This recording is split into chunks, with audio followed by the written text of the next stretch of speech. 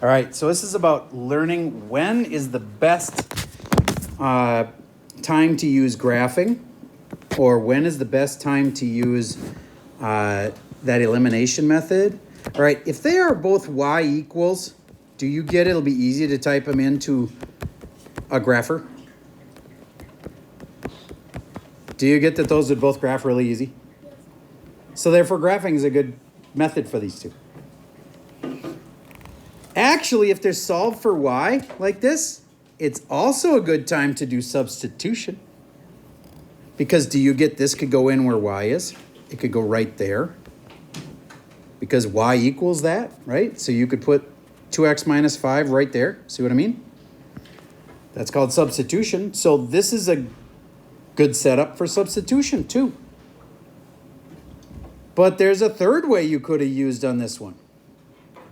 I've written on it, so I'm going to try it again. Y equals 2x plus 5 and y equals 6x plus 10. I taught you another way called elimination, and that's where you go, oh wait, I can't just add them straight down, or I'll get 2y. Do you remember this thing? We got to multiply the bottom by what? Come on, you can do this. If we can get this and this to cancel, Max, multiply the bottom by what? The bottom? Yep, the bottom equation. This, and this get multiplied by what? By -1. Obviously, you weren't the only one who didn't know that. Maybe somebody had it. I think I saw one hand out of the corner of my eye, but everybody do that, please. Copy down what I have on the board. Multiply everything by -1, because then the y and the negative y will cancel each other out. Copy down this problem. I'm going to get you some scratch paper. Because even once it comes back alive, it'll be almost dead and dying on you. Let's try this problem until it wakes up. Just put it here. When it wakes up and it's got like 3-4%. If you start writing on it with 1%, it's just going to die again in 2 seconds.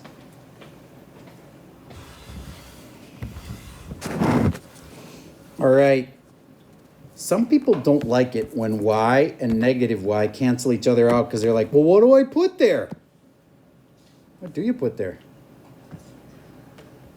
What does y and -y mean? 0. Very good. 0 equals, and then this is -6x, and this is positive 2x, and put them together, you get what? -4x. Good.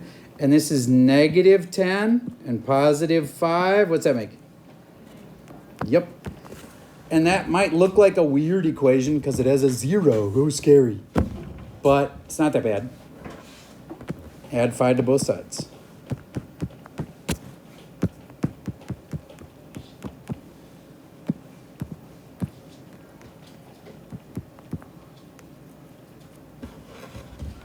Five over 4, and it's negative. Jack, did you have that? Good. Jack, do you know the name of that method we just used? Elimination is correct. What if I'd have graphed them? Then you would have found out that they crossed at this weird spot, -5/4, comma, something else. We would have had to put this back into one of the equations. If x was that, we could have substituted that right there. So I'm going to give you an equation set. You tell me what would be the best way to solve it.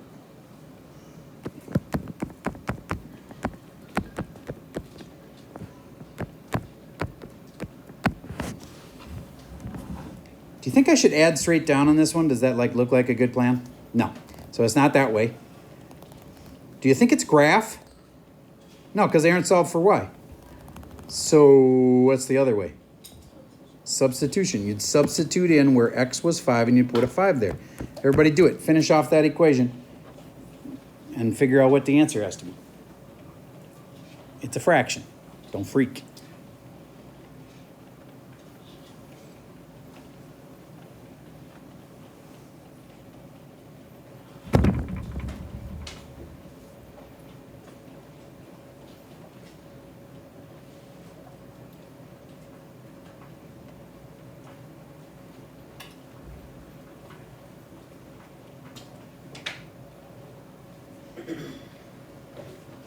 Jackson. Question? Or were you going to give me the answer? I couldn't tell.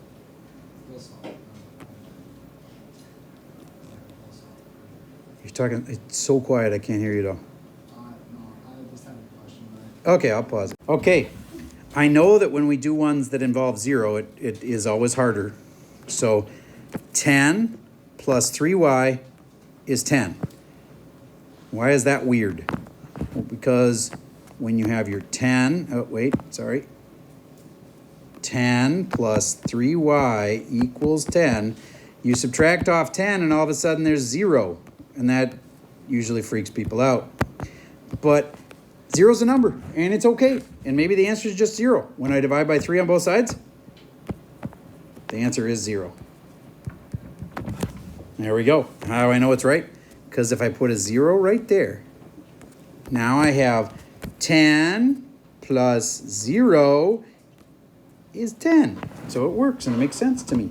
So now x was 5 and y was 0. So if I put those together, I could say the point was 5, 0. If I had graphed them, that's where they would have crossed at 5, 0. Okay. 2x. Don't even write it. Don't even write it. Just watch. I almost never say that.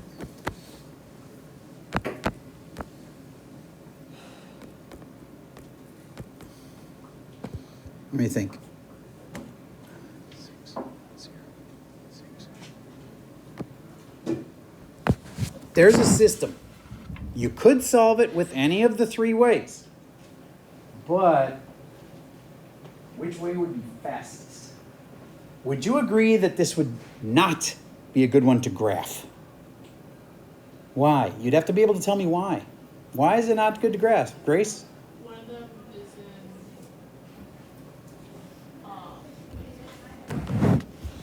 in, How about this? Wouldn't I want them solved for something if I was going to graph it? Yeah, you want to solve for y. Okay, so graphing's not the best way. There's 2 other ways, and actually I could accept either one on the test if the kid said, we should do it this way because, as long as you say the right because. Mr. Schmidt, tell me which way you would solve.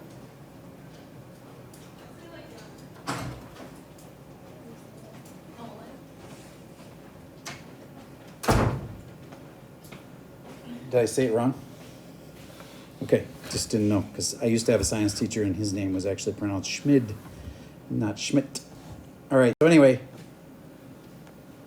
I personally would have solved this by solving for the x, because all I'd have to do is add 10y,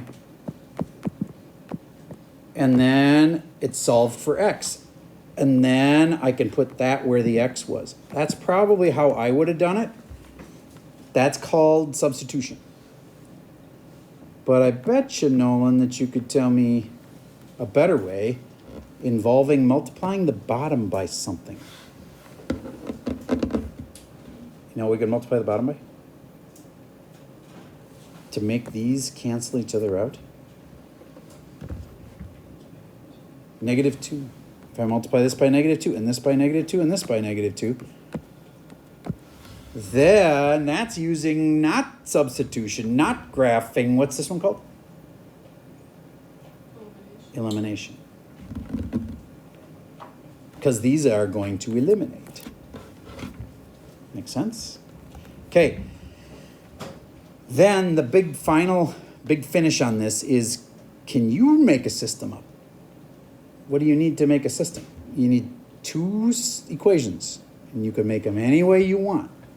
But I want you to make me a system that would be good for graphing. You make up your own system, but it better be good for graphing. Everybody try to make up a system of 2 equations. All I gotta have is 2 equations. That would be good to graph.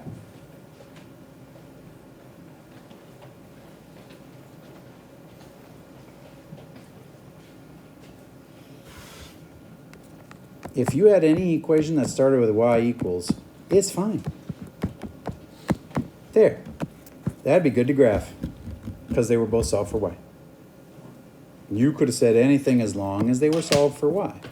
Then I would have believed you that this would have been easy to graph because they say y equals, and you can just type it in the calculator and hit graph. Remember doing that the other day? We found it in the yellow folder on my Schoology page. That's where the calculator was.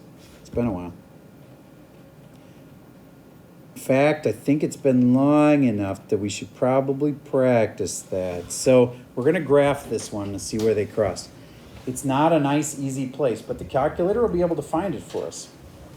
So everybody right now, go into Schoology, the yellow folder. Don't forget you've got to be logged in through SSO. I know it's a pain. Go to single sign-on though, otherwise it won't work. And in a moment, I'm going to be walking around and making sure that you actually did it, because I know some people are naturally lazy and won't do this unless they know I'm going to be checking. So I will go around and check.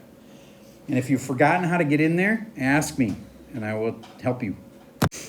So I think most kids have found the calculator that's in Schoology under the welcome folder, and then the actual folder says if you need a calculator, click here. But you have to be there in single sign-on. Then I think most kids know how to hit this and then hit this and then use the X key. X key is up by the second key. And then it's second. Calculate. It's up near the top. It's above another key. That's why we're hitting the second key. Second calculate. And then you want intersect. And then you want to hit enter, enter, enter. That'll tell you where those two intersect. So first get them graphed on the graphing button, under the graphing button. Then hit second, calculate, intersect, enter, enter, enter. All right, I'm going to pause for a second because I know some kids will have tech issues on this. I went out and looked at one of the kids, and the problem is that these two don't cross on the screen. They cross off the screen, and so then your calculator on this kid's calculator can't see where they cross. That depends on your zoom.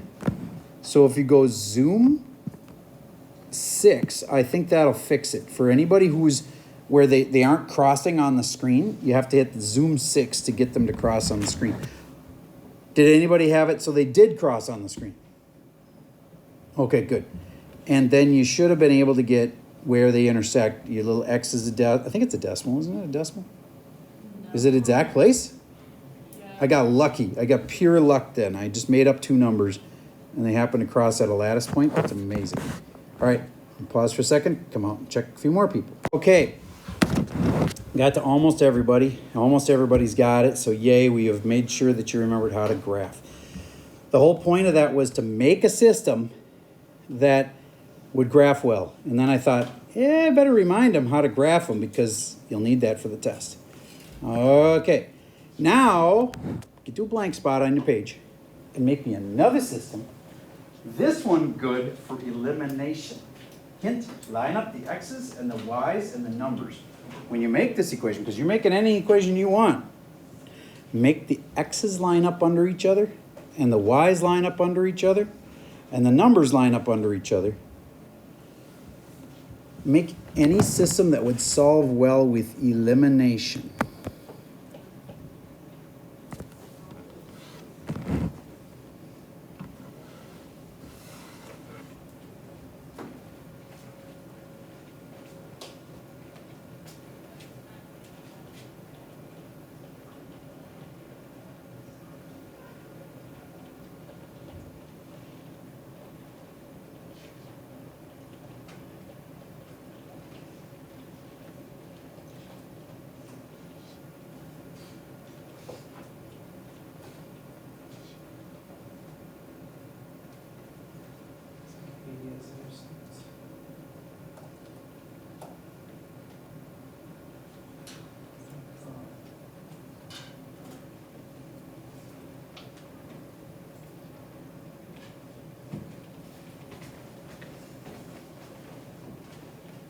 Okay, here would be a good example. I don't know what you wrote. You could write anything you want. But here's how I'd grade it. If the kid did this, I would not have said that was a good one for elimination. Because why? Because nothing lines up nicely. Like, I don't even know what I'd multiply those by, or these, to make them eliminate.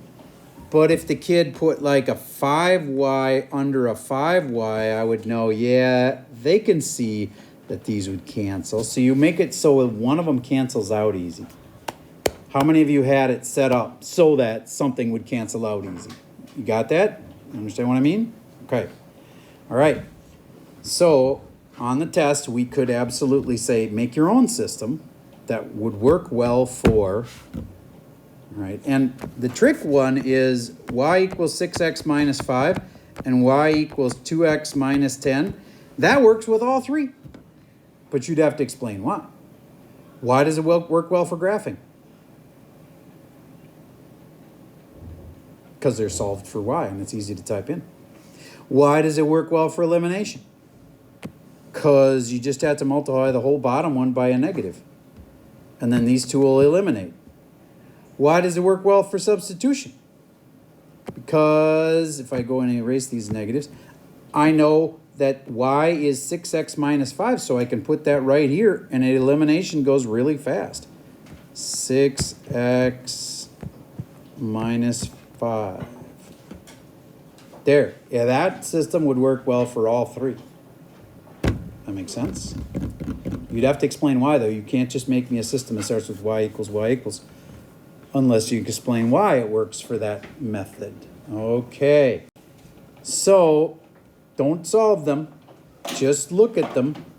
Number one, I know it's almost lunchtime. Actually lunchtime? So this one, would this be easy to do elimination? Oh, pretty easy. I would multiply the bottom one by 2. I'm going to check my signs here. No, I wouldn't multiply the bottom. Here, I'm going to circle it in red. You guys, this is the last thing I'm going to ask you, so pay attention. What would I multiply the bottom equation by? -2. That way, these would cancel with each other because they're exact opposites. All right. That's all I got for you before we head to lunch. Okay, so when we left for lunch, we had just multiplied the bottom by -2, and that was good because now something will eliminate. They said you were late. I thought you might have a heart attack or something. I am They here. were saying something No like worries. the car broke down or something. Nope, that's not it. I'm here. We're all good. Okay, so back to these two cancel. And we have 8x equals, and that's 24 minus 8 is, let me think, 16, and then x equals 2. Yay! That's all you got to do. So that was elimination. Could I have graphed them? Could I have graphed them? Yeah, but it would not have been fun. Neither one of them is solved for y.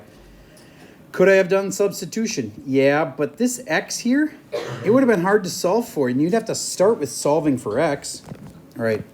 This one, on the other hand, you don't want to use elimination. Try adding that straight down. That's not going to eliminate at all. Could I graph it? Well, one of the two is ready to graph. You want to solve that for y? That'd be a pain. So that one is just begging to use substitution. Everybody put that -7 in where the y is. I want you to actually try this one. Now, I know some people's multiplication is not amazing. -5 times -7 is positive. Somebody say it. 35. 7 times 5, 35.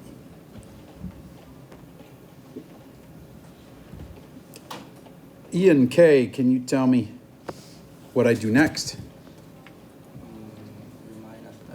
Minus 35 is correct. Ian A. Yes, but first I gotta do 27 minus 35. That's -7, I think? You're right, -8, thank you. And we're dividing by 3. And -8 over 3. We'll stop there just because this would be a pain. But you could put that back in and find... Oh, wait, no, wait, we already have y. We don't have to solve for y. They gave us y. So cool. X is -8/3, comma, y is -7. See how I put that answer in? If they want it as a point, they want the x first and then the y. X first, then the y. Okay. What method would you use? You could argue for all three. Ashley, make an argument for one of the methods.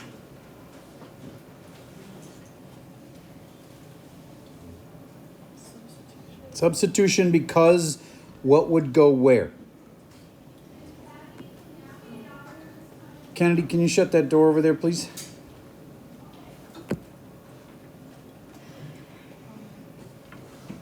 What would you put where if you're going to do substitution? You're right. How about this? Where could I put that 4x minus 9? Where could I put it? Where the y is, yes. Okay. Now, what if she had said substitution? Well, that's what she did say. Sorry, substitution. How about elimination? Could this have worked well for elimination? EJ, tell me how you'd use elimination on this one. -4 over the x's, or just -4. All right. So we times everything by -4. You are correct. That would totally work, because then these would eliminate each other. Nice. Now you could also multiply everything by -1 and let the y's eliminate each other. That would have worked too, but your way worked fine. There was just another way. And all three methods would have worked on this, because substitution, elimination, and graphing. You could have graphed them because they were already y equals. You just grab your calculator, type them in. Use second, calculate. Who knows what word is after that? Intersect. And your calculator would tell you where they intersect. Okay. On to, this is some more like if we wanted to do this with partners. I don't. We are going to now just jump into your homework. So let's find your homework. Everybody open it up.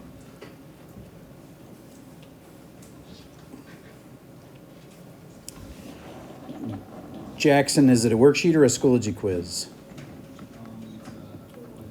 It's Schoology quiz? Okay, can you read me the first one? is the best method for solving the following equation. Okay, I'm ready. Y equals 3x minus 5. And the other one? Y equals 2x plus 1. Remember me saying that you could say any of the three? It's true. Because this kind, you could do substitution if you wanted to put this here. Or you could do elimination if you wanted to multiply the whole bottom by -1 would work, actually. Because then see how the negative y's would set up. Or you could choose the third option, which is to graph them both, because they're already solved for y. So there's actually three good answers to this. So how the heck do we pick? What does it say? Is it like a multiple choice thing, or? Make sure to 1, completely answer the question, 2, state your y, and then 3, you don't necessarily need to solve. All right, there you go. So this is one where you'll have to type up an answer for me in words. So it's not going to be Schoology graded. I get to grade this one. Okay, so answer with one of them and say why. I like graphing because they're really all easy to graph. Or I like, anyway, I think you get the idea. And then we're started on your homework. And I think that's good.